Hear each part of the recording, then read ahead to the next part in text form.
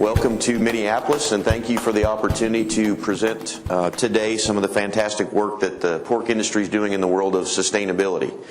And so I would just encourage you to ask questions as we go.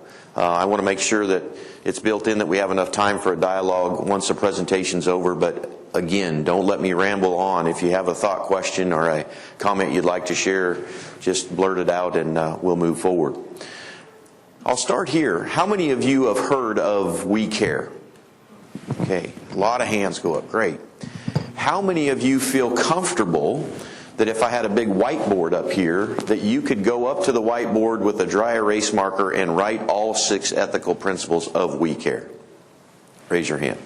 A couple of you. Good. Okay, that's usually the response I get. And I start that way to say this. It's not that I would expect the pursuit of what I call the 60,000, right? All 60,000 plus pig farmers in the U.S. to be able to recite the ethical principles.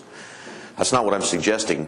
What I'm suggesting is that we need to make sure we have an awareness of what those are, and to make sure that we build those into the business model in which you work on your farms every day.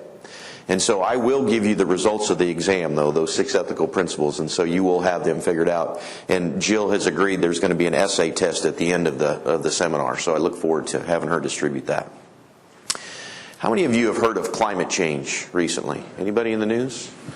What about this word sustainability? Has anybody heard that word in the news? Yeah. How about greenhouse gas emissions? What about carbon footprint? Yeah, so all the hands are going up like we're having a livestock auction, right? This is in the here, it's in the now, it's in the headlines, and it's here to stay. And so the tie for us as a pig farming community is this. Our sustainability framework, and you'll hear people use that word, is We Care, and the 6 ethical principles it represents. And so I'm going to walk you through where we've been with We Care. I'm going to take you to where we're at present day, but most importantly where the future is and where we're headed in this space. So we start here. Now I show you this picture for a reason. How many of you know Brad Greenway from South Dakota? Anybody know that gentleman? That's who's in that picture. This is an 80s picture, so you can see the resolution's not perfect. But I'm told, and I've known Brad for a long time, in the 80s he just farmed without his shirt all the time. And so things have changed. He doesn't farm without his shirt anymore, okay? But study the picture more in depth. For some of you, you may think that the 80s was a long time ago. But really in the scope of time in pig farming, it's not that long ago. But that's a shot from his farm in the 80s. It's interesting, as a pig farmer myself, I recognize the old checkered feed bag here, right? For those of you Purina Land O'Lakes folks in the room, you should be excited. We fed the same thing at home. It's interesting that we have feeders that are on the ground and we're having to fill those feeders manually, and we're actually feeding these, I would guess, weanling feeder pigs on the ground. You can see a lot of straw in the picture. That was the 80s. That was pig farming. That's what we did, and that was standard practice. I would challenge you to go to Mitchell, South Dakota today and go see Greenway's farm, and it looks much, much different. We have evolved, right? And we have changed. The other thing I would tell you then is you take a snapshot of that production. Do you think our customers have changed that we're selling pork to? Do you think consumers' mindsets about pork as a food has changed since the 80s? Absolutely. And so the tie for us as producers is we've come a long ways, but the demands and the expectations of where we merchandise this food first mentality called pork has changed. And we have to make sure we navigate that appropriately. Prime example. Our family's in the seed stock pig business, and so we were in Perry, Georgia as a family last week. Perry's south of Atlanta, merchandising some purebred genetics, and I just so happened to be a big George Strait fan. And I saw his farewell tour, but he's coming back again, which was great, right? He's 67, but my daughters, I said, Kansas City's on the way home, we're stopping and watching George Strait. So I was real excited about watching George Strait. I woke up Sunday morning after the concert, and then here, to my knowledge and dismay, was the front headlines of the USA Today that says, a special report, hidden common ground, climate change. And you've got a koala bear on the front, you've got a smokestack, and you've got a polar bear with decreasing ice. And here's the headlines. Voters actually agree on climate change fixes, so why no action, question mark. So why no action, question mark? And then they give polls and Republicans and Democrats and thoughts and demographics. But don't lose sight of this big bold, so why no action, question mark? So it's our job on your behalf, right, is the pork checkoff, that's actually not true for pig farmers. We are taking action. And I'm going to show you what that is, and probably we can even be bolder, more agile, and faster moving forward. Folks, that's the new expectation, whether you agree with it or not. And Dr. Cordes, as a trained animal scientist in the room, when we start talking about climate change and those kind of things, it gets a little squishy in a spot or two in terms of the science. But the scientist in me has to go, okay, but think about the emotion. Think about the customers we're feeding. Think about the consumers and their demands, right? So, I want to take you back about 20 months, actually a meeting that took place here in Minneapolis. The National Pork Board and the National Pork Producers Council brought together a group of producers and stakeholders from throughout the supply chain and formed what we called the We Care Task Force. And We Care has been around for over a decade. And what we asked the task force to do is say, in this world of building trust around sustainability and environmental impacts and public health, help us understand what we should do as the organizations that you pay into to put you as producers in the most strategic position as possible. We had several meetings, we created a strategy, but at the end of the day, like all good farmers, and we should be, what's the business case? So why are we doing We Care? Is sustainability just one of those next silver shiny things? Like antibiotics was? Like animal well-being was? Some of the producers ask. Is this death by 1,000 cuts? Why are we putting so much effort and energy into this? Will this go away tomorrow and it's the next new thing? And here's where the task force landed. We have to be proactive and we have to be aggressive in this space of building trust. It said, the producers challenged us as Pork Board and NPPC that says, listen, for us as farmers in the U.S. to survive moving forward, here's the things we expect the associations to do. Minimize the risk of negative influences. Gosh, the headlines, right? I pick it up again. I'm a pig farmer myself. We are bombarded with negative headlines every day, aren't we? And challenges and opportunities. We have to increase the trust and confidence in what we do and how we do it. So when I say increase the trust, that means with customers that buy pork. And when I think of customers, think of that as the channel partners we serve. Retailers, food service, restaurant. That's what I mean by customers. Consumers then would be those that go into that channel to purchase their product. We have to build trust among them. And if we minimize the risk and we build that trust, we should thus grow demand for U.S. pork both here and abroad. Notice the word abroad in here. You folks are aware in this room that we export 25 to 27% of our product, right? Globally. That's a great opportunity. That's also a high risk though, right? If in this international marketplace, if something doesn't go right, a quarter of your population, you have to keep that on your domestic shore and find a way to consume that. So it's a risk-reward situation. Here's what I'll tell you in the global marketplace. We have global competitors now that are claiming that their carbon footprint is less than ours or their pork is more sustainable than ours. It's becoming a differentiating factor. So not only do we have to watch this internally and domestically, I and the team that I lead at the National Pork Board have to think the prize globally too, and position the true value of U.S. pork. So, the exciting thing about working for the National Pork Board is I get to wake up every morning and serve you producers in the room that pay checkoff dollars. All of these organizations are extremely important to the success of the industry. I start and draw your attention to the upper left-hand corner, pork checkoff. The mission of the checkoff has two strategic imperatives starting in 2020, and that is to build trust and add value. How do we build trust and add value throughout the supply chain? While sticking to the mission of the 1985 Act and Order, that we do that through education, research, and promotion. But that education now is going to be focused on environment, antimicrobial use, public health, soil health, water quality, those types of things. Okay? Our sister organization in the upper right-hand corner, the National Pork Producers Council, Mr. Dallas Hockman, I would mention in particular, I work hand in hand with him a great deal. We go to a lot of major retailers, packers, processors, food service companies as a unified front. Because part of building trust and adding value falls in the purvey of the challenge of Prop 12. And so we need that sister organization to help us around those topics. For instance, why we're here today, and thank you for Jill for the invite, is that synergy with the state, and thank you for your board involvement. The synergy of the state organizations are so important. No one understands the challenges and opportunities on the ground in the state of Minnesota more than Minnesota pork producers that represent the board, that represent the association. And so you've got all these gears working for you as a producer community, but the thing that binds them all together, and as the graphic shows, is the we care wheel in the middle. That's really where we're fundamentally grounded. Okay? So, here's the formula for success for pig farmers. And I would ask you to think about memorizing this if you can, because here's your elevator speech.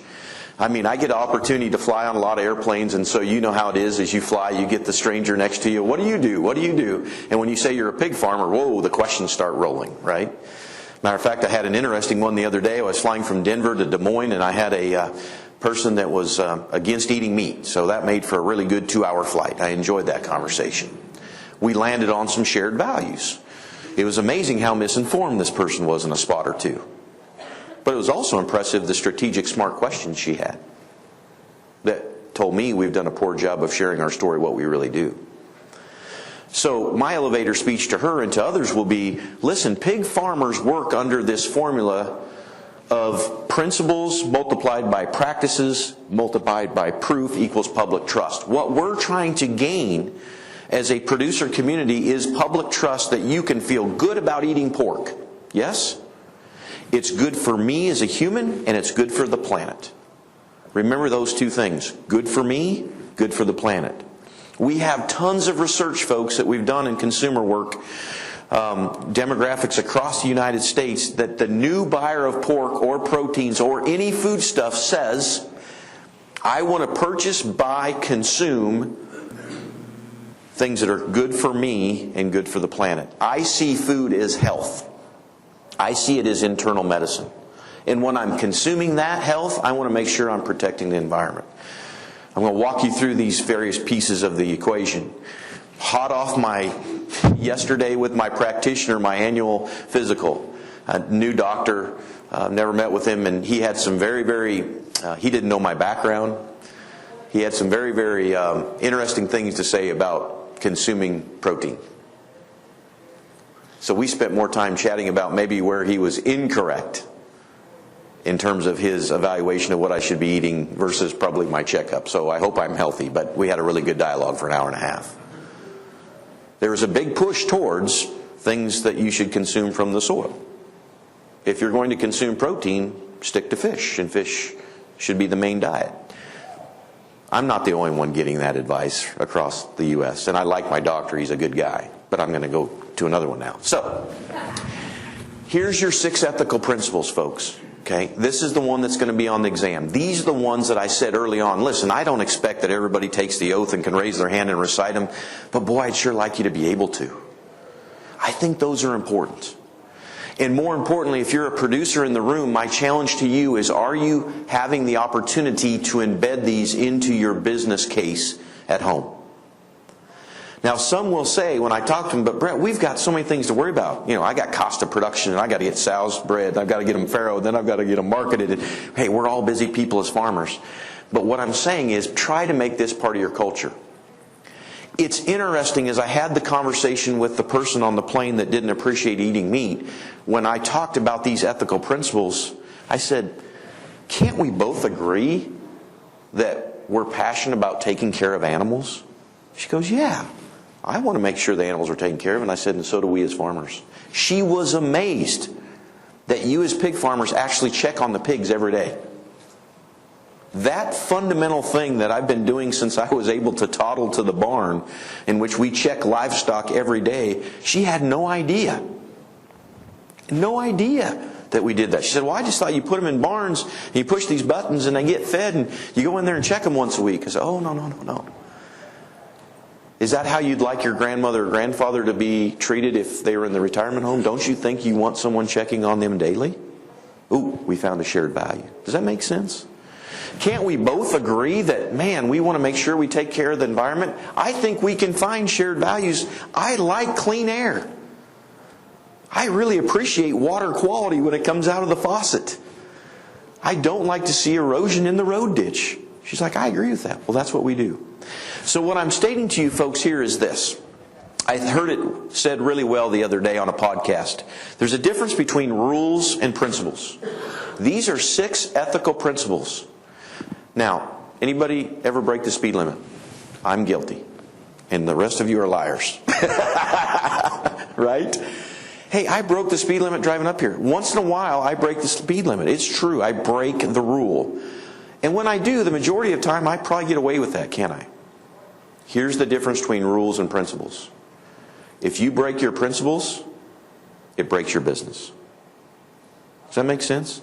If you break your principles, you break your business. If you don't take care of our community or the people in your community and you're not a good neighbor, how easy is it to get the next hog barn sited? Becomes a challenge, right? So I just ask that you put these in your business model and live them every day, in which I know you do. So that's the principles. Time to practices. Let me give you some prime examples of practices. You've all probably heard of pork quality assurance, I assume. Right? A lot of heads nodded. That's a practice we put in place to build trust and add value. Efficiencies of gains, embracing technology and better management practice. How many of you, let's go back to Brad Greenway in the 80s shot, how many of you have put some new technology in on your farms in the last year or two? Raise your hands. Yeah. You have to, right, to stay competitive. So let's embrace those, right? And when I say efficiency gains, I mean everything from feed conversion, right, to less diesel fuel, to the appropriate amount of manure that you're putting back into the soil. And then these environmental measures, right? And I'll show you some examples of those. So these are practices you folks are doing on farm every day that you don't even think about. They're table stakes for you. It's my job to go out with the customer and consumer base and brag about the good work you do. But don't rest on your laurels. The challenge is, as pig farmers, and I love this because we're in the cattle business too, but the thing I really appreciate about pig farmers, they're always trying to get better. What's next? How do we get better? And that's the challenge. So I'm going to play this video for you as an example, Ned, I'll let you start it, as an example of how we're sharing the story, and then I'll get a little dialogue behind it. I'm Randy Sprunk, and I'm a pig farmer. I want you to trust that I'm doing the right thing when it comes to water quality. Farming has changed a lot in the past few decades. When I came back to the farm, my parents had 80 sows. Now, Sprunk Brothers has 10,000 sows. That's a lot more pigs, and a lot more manure. I know that makes you worried about water quality, and I'm committed to ensuring that we do the right things to protect water quality and the environment. Yes, I'm handling more volume and more pigs than my father and my grandfather did. But I also have, at my fingertips, technologies that they didn't have. Our barns are structurally engineered and designed to help protect water quality. The manure does not go anywhere unless I put it there. And when I do, it's with the knowledge of the nitrogen, phosphorus, and potassium content in it. It's not a waste we dispose of. It's a product that we use and manage. We value it against commercial crop fertilizers, and when we apply it to our local fields, it means we don't have to import something new into our watershed. That's less nitrogen and potassium from foreign countries, and less phosphorus from outside Minnesota, which in effect also reduces our carbon footprint. We test the manure to know what it has. We test the fields to know what it needs.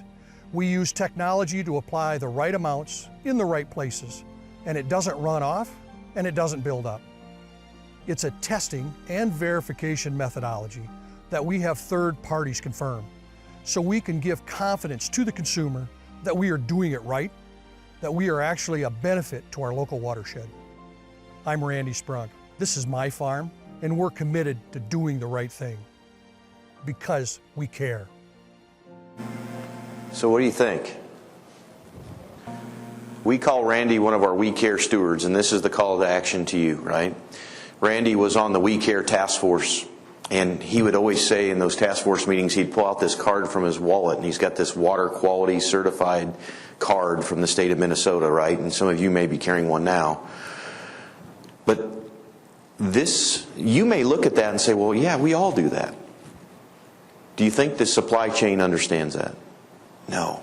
That minute video clip, or however long it is, I have played that in corporate suites across America from New Jersey to California, and you know how impactful that is?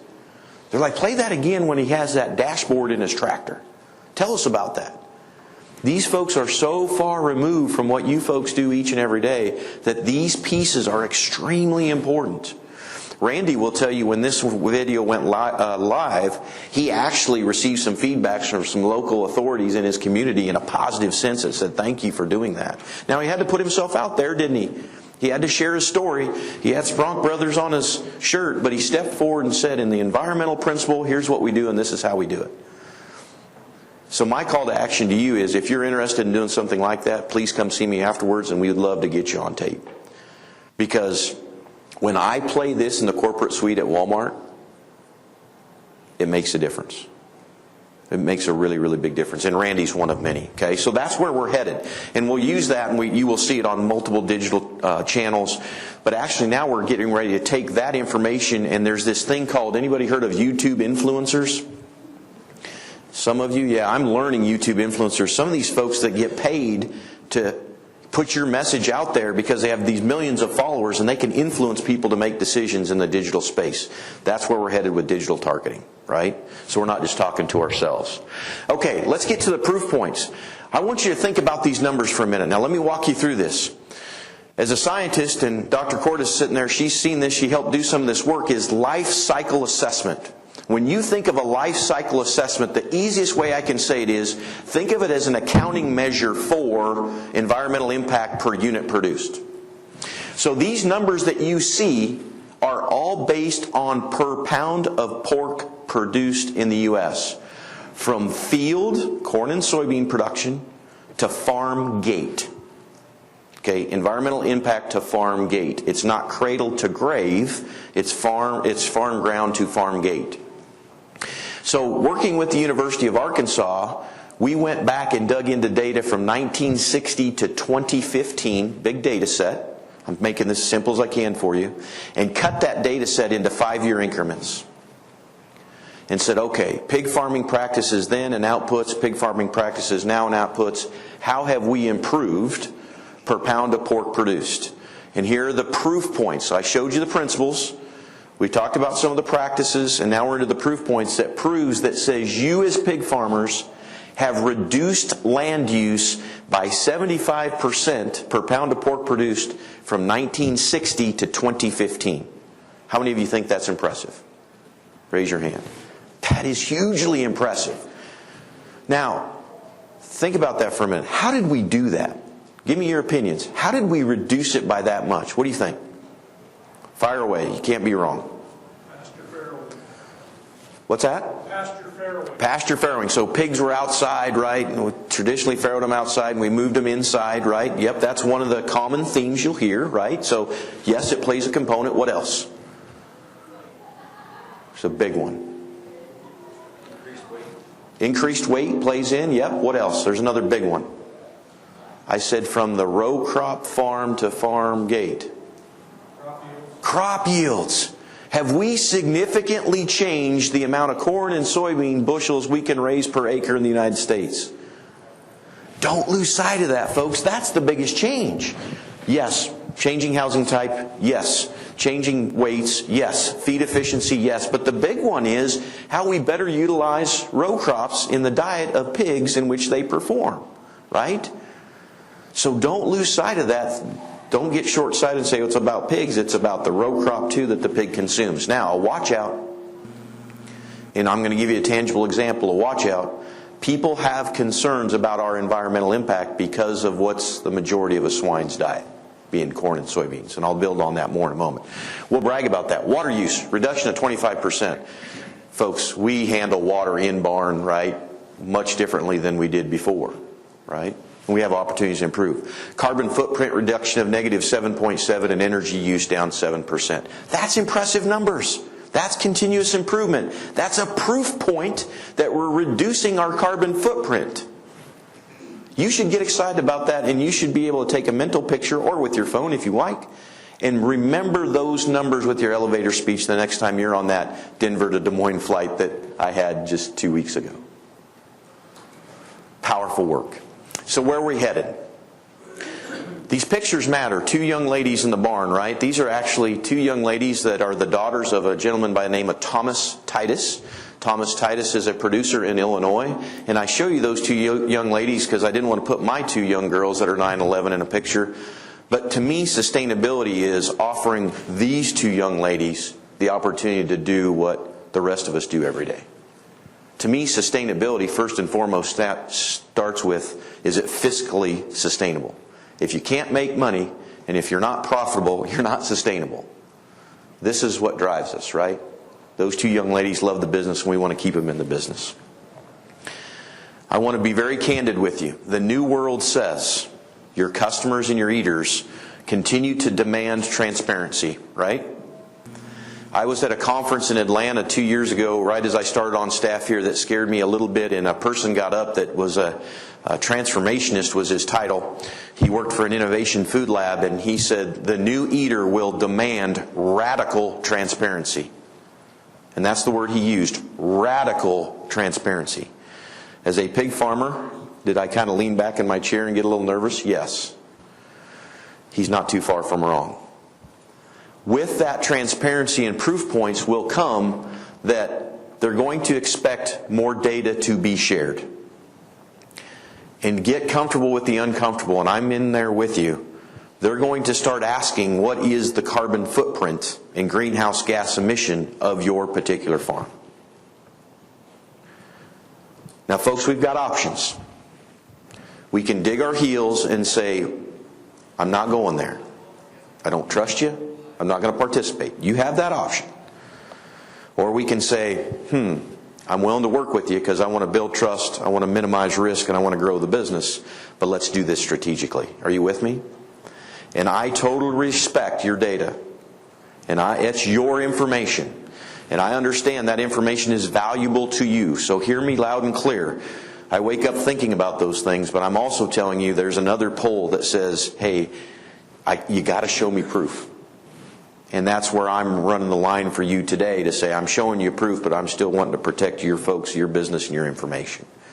But there's going to be an ask, I think, over time coming that there's going to be more that from pig farmers we're going to ask for in terms of data being rolled up in an aggregated, blinded fashion to prove that you're doing good work. So that one's a little uncomfortable for me.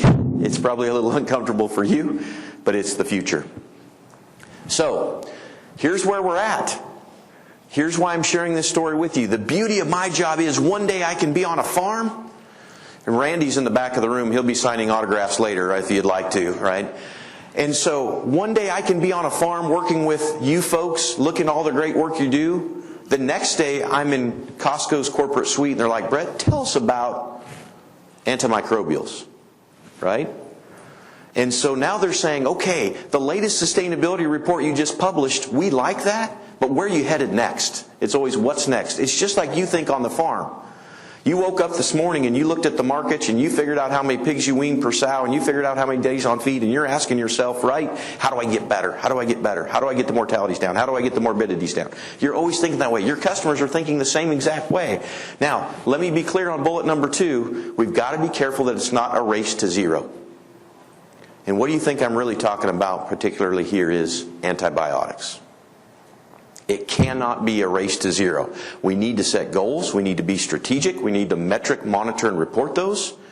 But it's not a race to zero. Now let me give you an example that happened to me a couple months ago in Dallas, Texas. Mr. Hockman and myself were in a corporate suite of a large restaurant chain with the VP of Supply Chain Management. Great guy, like him.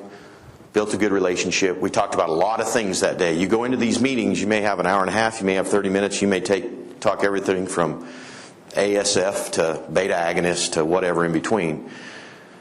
He asked Dallas and I a question and he said, when is the pork industry going to do what the poultry industry has done and go never ever? I'm going to say that again. He looked Dallas and I in the eye and said, when is the pork industry going to do what the poultry industry has done and go never ever? What was my response? The redneck in me wanted to say, never ever, right? Take a pause, take a breath, find shared values and say, is it that the question, or is the question, should we? I pushed it right back on them and their team. Should we go there? And if we should, why should we do that? That changed the dialogue. Because what they're hearing over here is never ever is a good thing, Jeffries. But when you change the paradigm and say, well, why would we do that and what are the ramifications? Have you thought about the implications of doing that? Right? Then that changes the discussion. Right? So I just want to make it clear, improvement's okay, but a race to zero is not appropriate. This reporting is very, very important, as I've shown you with proof points to demonstrate our continuous improvement over time. So where are we headed? Dr. Cordes, thank you for your work in helping us in this space. We've had a carbon footprint calculator for the National Pork Board for 10 years. It's old, it's clunky, it's hard to use, and there's been little adoption. I'll just be clear. We're in the process now of modifying that calculator to where you can use it in real time with real data on an internet interface that's easy to use because you're busy people and you don't have time to be putting all these numbers in, and we're here to help. Is that fair, Aaron? Because why are we asking? Because your customers and consumers are asking. Right? And so that tool, there's some other tools out there that World Health Organization has, but this tool will be the best of its kind in terms of the ability to use it and be realistic and report. We have some farms, folks, in this country that are actually carbon negative or carbon neutral. And it's been proven with other software programs like the TrueTerra program from Land O'Lakes. Do you think that's a great story to tell? Absolutely. Now here's the other thing we got to get our heads around as pig farmers. How many of you like to compete? Raise your hand. If you don't raise your hand, you're lying. You wouldn't be in this business if you didn't like to compete. I do want to share with you some inside baseball. Beef cattle business will be coming out in April, and I commend them for this. April of 2021. They will be making an announcement on their goals, their metrics of what they would like to attain in the sustainability space as a protein category. I applaud them for that. April 2021. They're going to rally as an industry around these. Are you ready to beat them to the punch? I am. We're going to do that same thing. We're going to do it smart. We're going to do it strategic.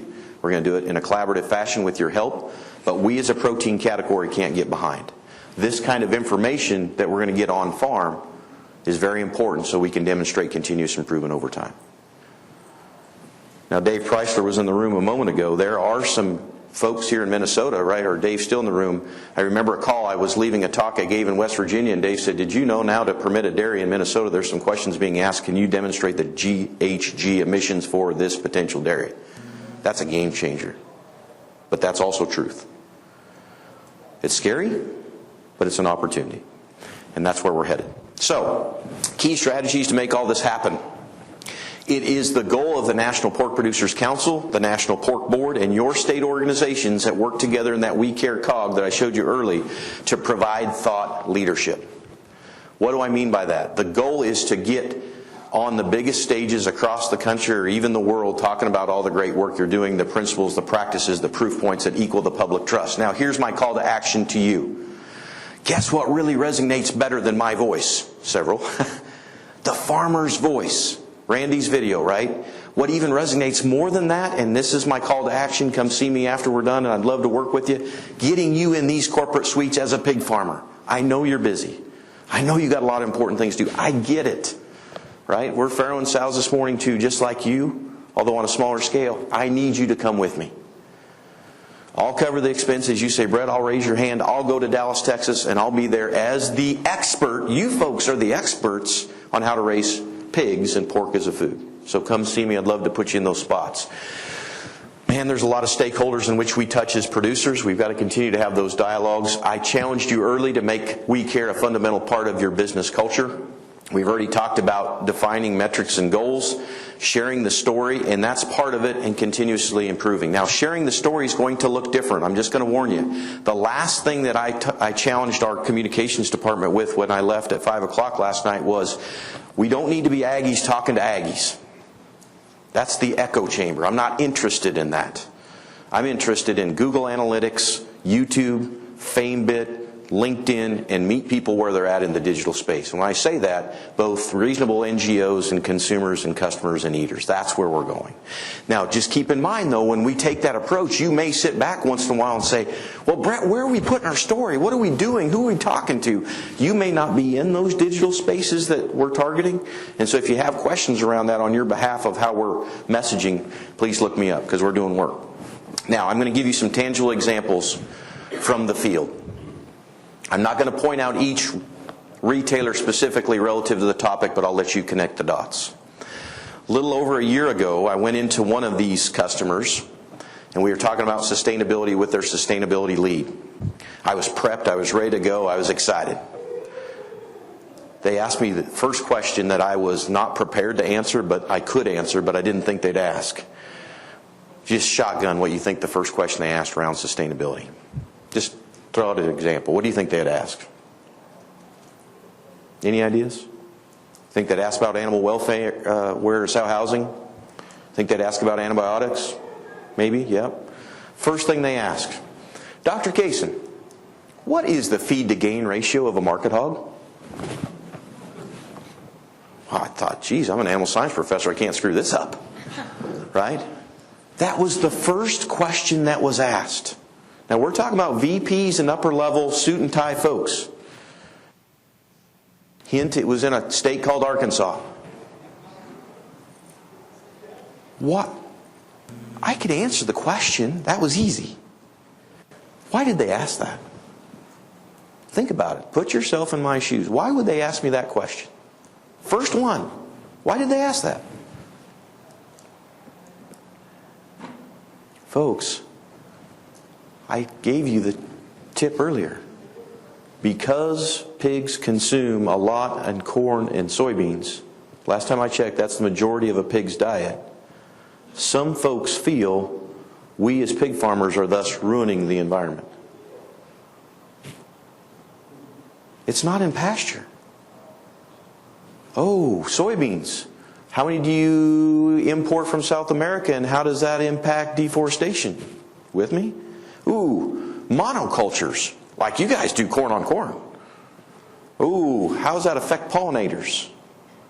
Are you tracking with me now? One of our biggest fundamental risks per pound of pork produced. And also, I will tell you, our biggest environmental footprint is because of the feed the pig consumes. So that's why they were asking. Now, when you started to talk about the feed to gain ratio and how efficient a pig takes those nutrients in and turns them into protein, then they were tracking with me. But they've heard that corn and soybean is ruining the planet. That's what they've heard. Let's go back to the title, right? Hidden common ground, climate change. Voters actually agree on climate change fixes, so why no action? Headlines, right? So we had to work through that. And Walmart wants to know about feedstuffs that pigs are fed. Another example. One of these retailers came under immense pressure here as of late from a state activist group that pounded them and said, you have not made an announcement on sow housing. You're one of the few retailers that has not made an announcement on sow housing. We demand and we expect that you make an announcement on sow housing. Here's the beauty of this story. They called and said, Brett, we need you to get here fast, and let's have a conversation. So, brief their team, here's what sow housing is, here's the pros, here's the cons, what outcomes do you desire? And then the power of technology. Would you guys like to take a farm tour? Yes. We'd like to do it tomorrow. No problem. Psst. The power of the internet, using South Dakota State University's pig farm, and they've got a virtual tour. Their mind shifted in 48 hours. Then the next question was, that was cool, can you get us on a farm? Like, can we go in? You bet. Let's work with the state association, let's find the right farmer and get you in. All the things they were pressured from the activists, it was making them nervous because now I'm losing brand equity, right? I've got a risk. Help me understand, and then let's show them what really happens. And to date, this retailer has said we're going to stay where we're at relative to sow housing. They have not gone and made a claim on that. Now, that's Tuesday morning. I don't know what tomorrow brings. But do you understand how these conversations are so important to your way of going, right? We have to be forefront. Another example I'd give you. I got a call the day before Christmas that says, Brett, I need you to tell me how pigs eating soybeans in the U.S. is affecting the Amazon from deforestation. This is on the 24th. Hey, no problem. Merry Christmas. We'll take care of that for you. So that's the questions that you get. Well, this particular business said, we're getting pressure from our customers that we supply product to, and so we need your help to figure this out. So what do? We go and pull the data, we get the data set, we figure out how many bushels of soybeans we import from South America. I break that down, we do the math compared to the amount that's produced in the U.S., and did you know, relative to U.S. production in 2018, we import 0.0000002% of soybeans from South America relative to the annual production in the U.S. Did you know that? And then take that 0.000.2 and then say, okay, now we got to parse that out. How much of that did go to pigs? Which we can't get there. So when I provided that information to them, they're like, I love this. They said, Brett, you as U.S. pig farmers may be responsible for one tree in the Amazon. I said, I'd like to think maybe a branch.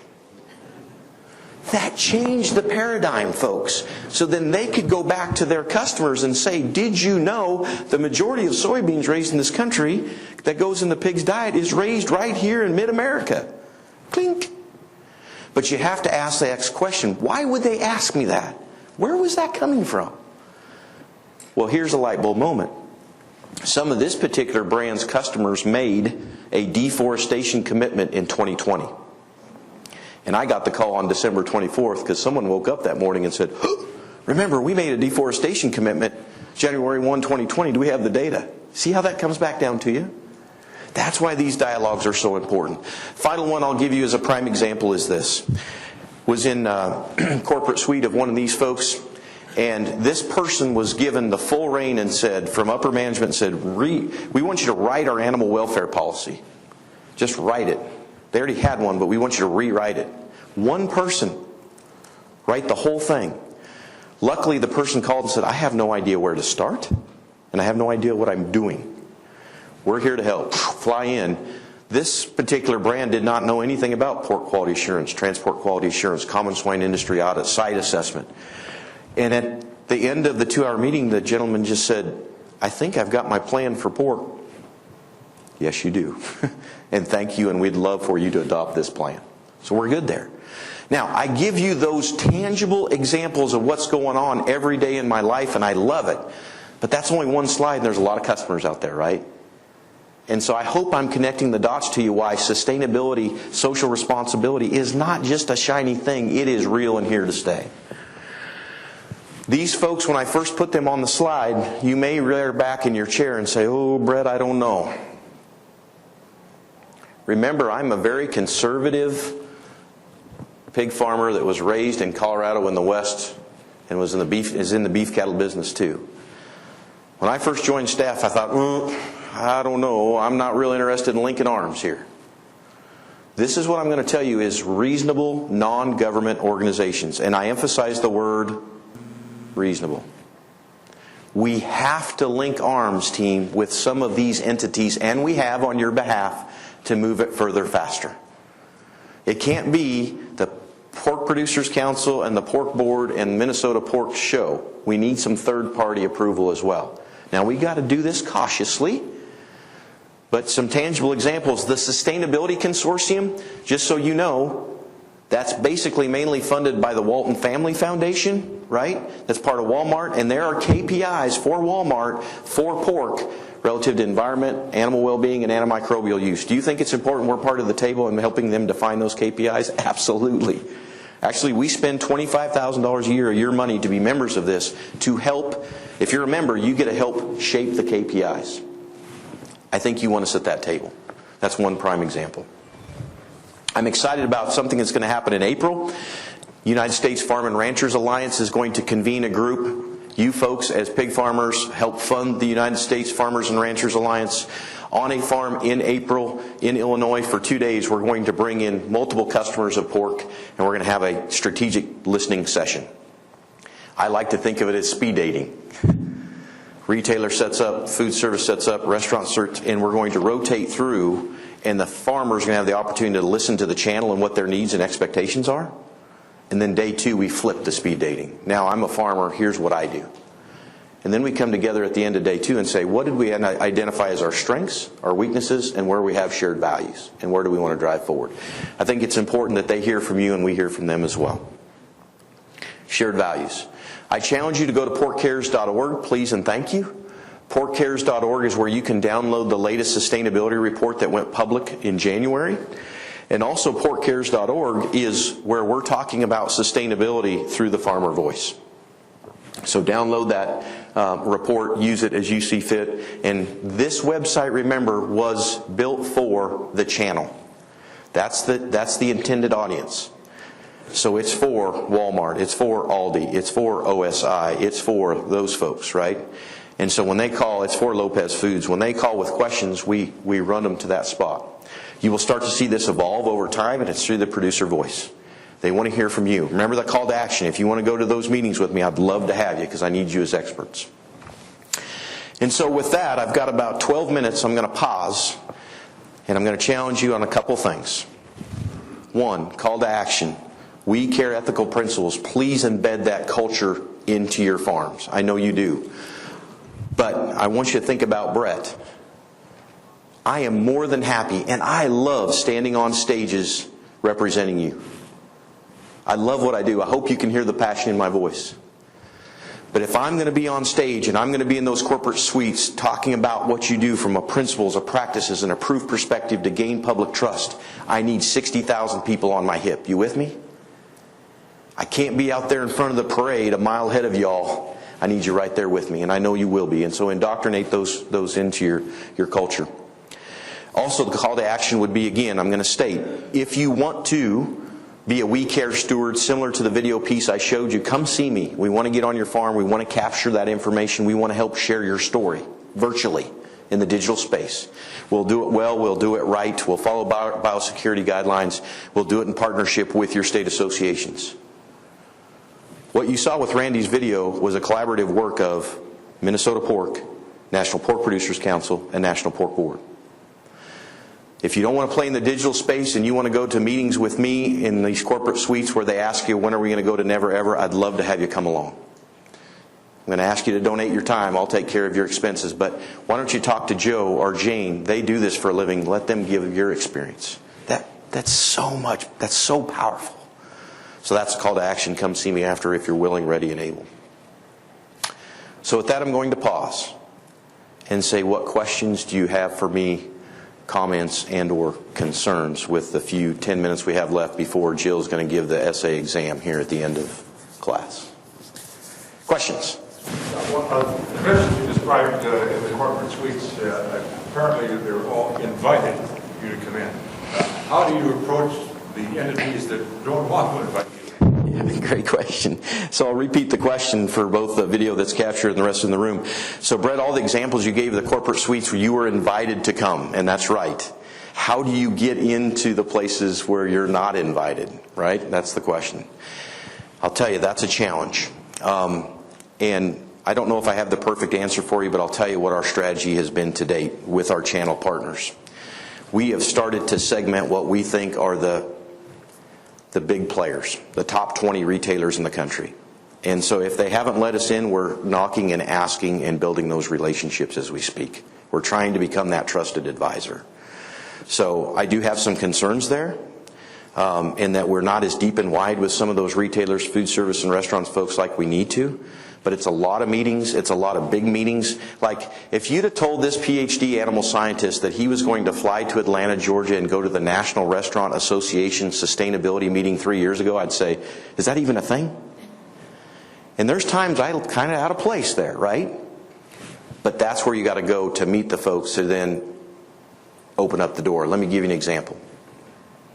How many of you heard of Dunkin' Brands? Right? When I think of Dunkin', I think donuts, which I love, and coffee. I'm all in. I'm at a Washington, D.C. sustainability meeting for the National Restaurant Association. I just happened to sit next to a nice young lady, about 27 years old, who's in charge of sustainability for Dunkin' Brands. and she wants to talk pork. Do you think about pork when you think Dunkin' Brands? You should. Because what do they sell a lot of? Breakfast sandwiches. And what's on that sandwich a lot of times? Bacon and sausage. And so she's asking all these questions. She's like, so I said, well, what's on your mind? What keeps you up at night? How can we help you? She goes, we're getting a lot of activist pressure to date. I said, well, what is that? About wolf teeth. I had to, what wolf teeth? Needle teeth.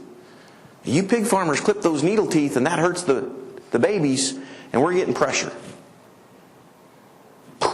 Light bulb moment. A lot of dialogue, a lot of discussion. Since then, we've been to Boston and been in the corporate suite. So it's really being out there, being present, meeting people, shaking hands, and sometimes it's dumb luck in this case. But we had to have a really big discussion on needle teeth and how we do or don't clip those and its relevance. But that got us in the corporate suite in Boston. You have to be everywhere all the time. Thank you for your question. Next question.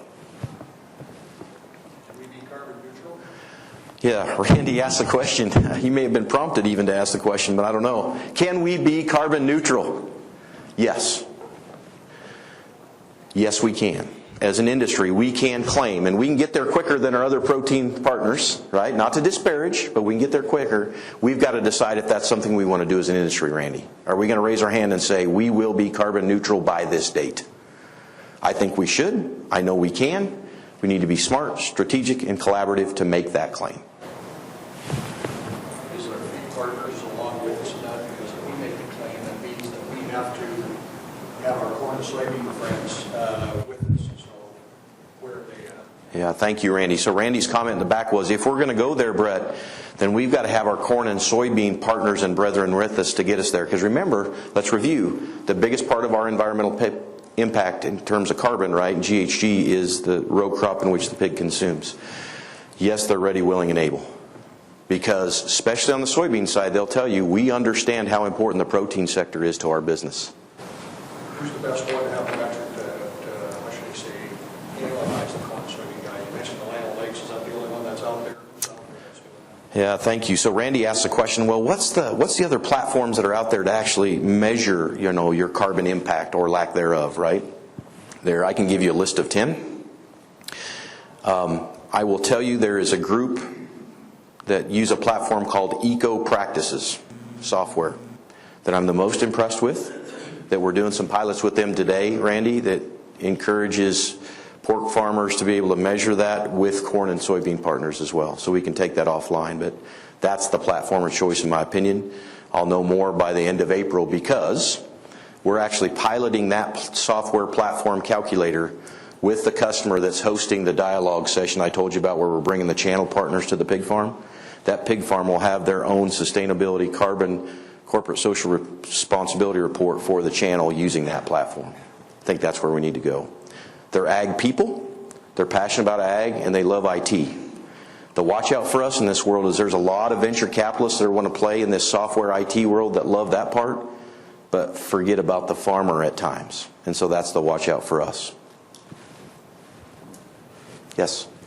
Hi, my name is Kaysen. I work with MSA Professional Services, and I work with a lot of farmers on permitting. And we've talked a lot today about sort of this top-down, knocking on those big doors.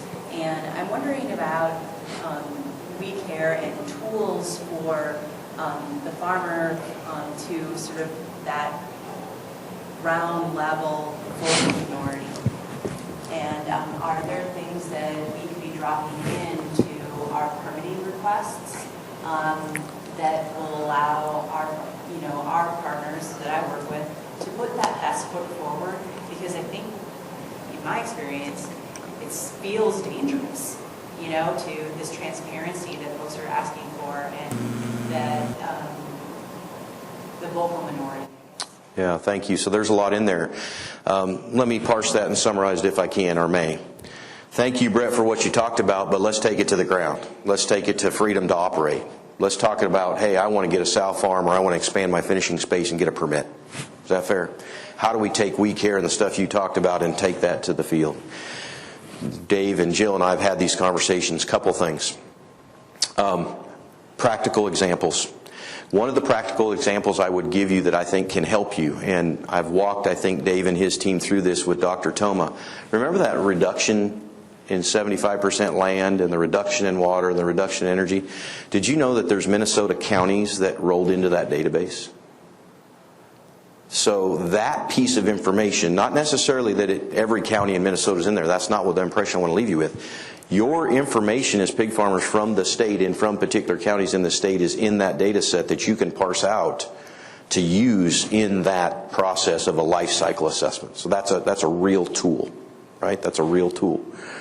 The other thing I would tell you, in my opinion, is don't be afraid to use, and I know this can get convoluted, but think about how do you utilize the Randy Spronk video tool. You may not put that in a permit application process paperwork.